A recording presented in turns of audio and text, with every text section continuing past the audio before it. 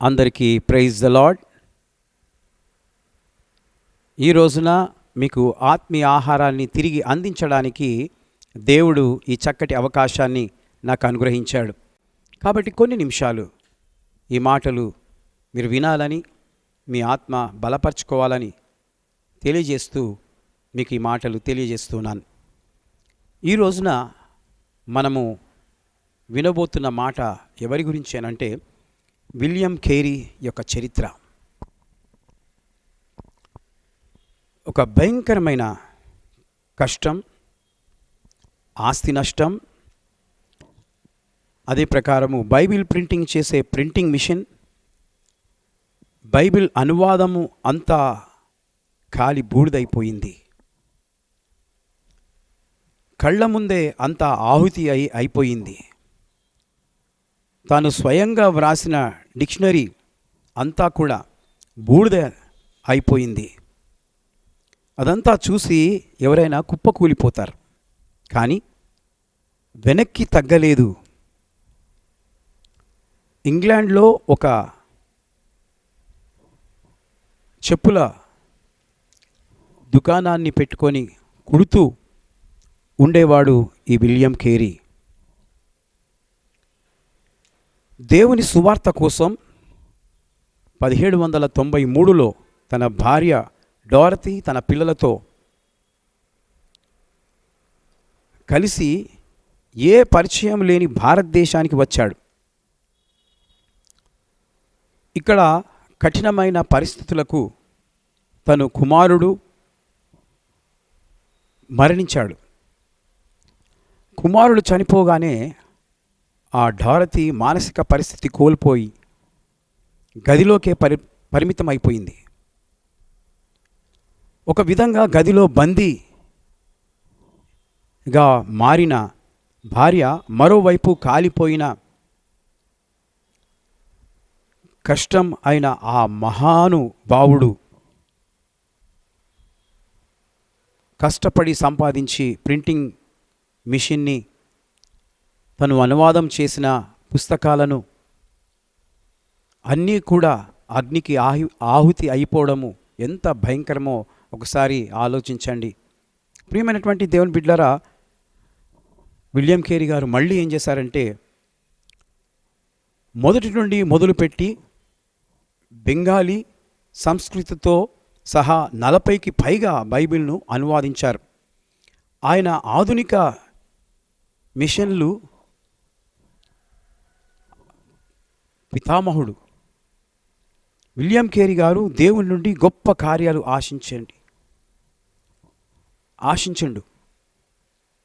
దేవుని కొరకు గొప్ప కార్యాలు సాధించిండు.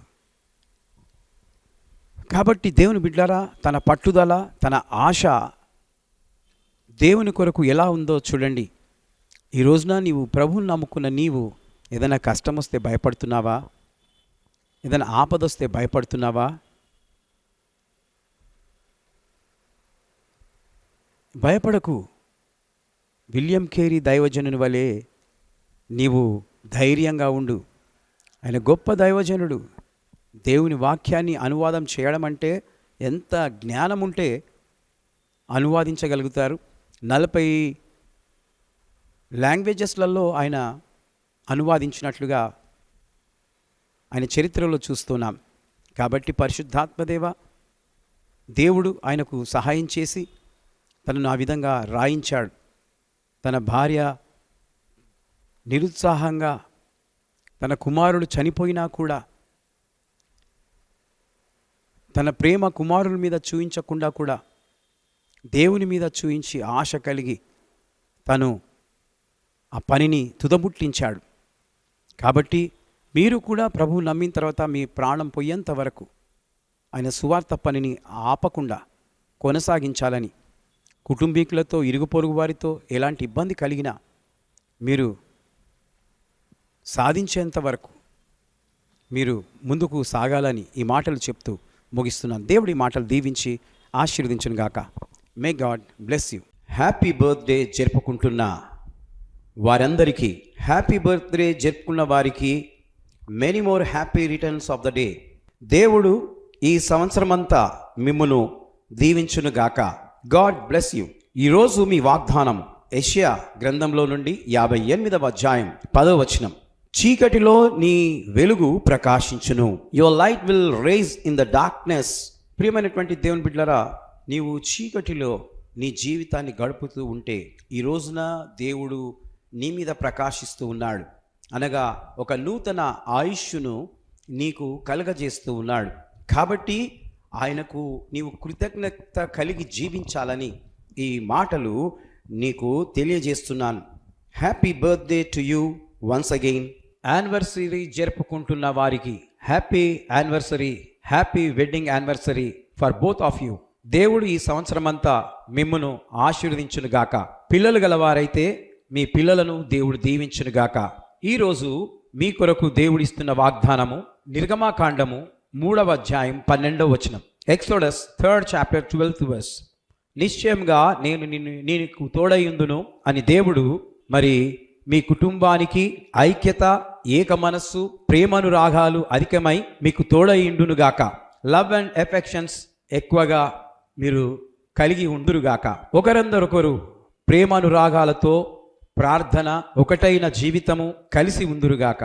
ఎన్నో యానివర్సరీలు కృప మీకు చేసుకునేలాగున తోడయుండునుగాక.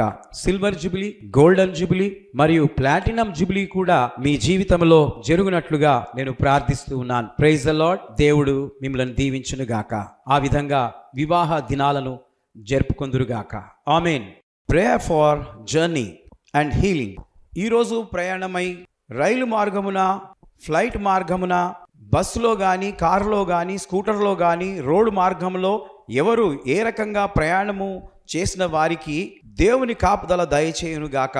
ప్రభువా, అలాగే అనారోగ్యంతో హాస్పిటల్లో ఐసీయూలో ఉన్న, గుండె నొప్పితో బాధపడుతున్నవారు, కడుపు నొప్పితో బాధపడుతున్నవారు, కాళ్ళ నొప్పితో బాధపడుతున్నవారు, cancer, AIDS, TB, ulcer, hernia మరియు జ్వరము, జలుబు, దగ్గు, కిడ్నీ ప్రాబ్లం, లివర్ ప్రాబ్లం, ఎముకల ప్రాబ్లంతో బాధపడుతున్న వారందరి కొరకు యేసుక్రీస్తు నామములో వారికి స్వస్థత కలుగునుగాక అని ప్రార్థిస్తున్నాను. ఆ యేసు ప్రభుల వారి నామము బట్టి మీకందరికీ స్వస్థత కలుగునుగాక. ఆమేన్, ఆమేన్.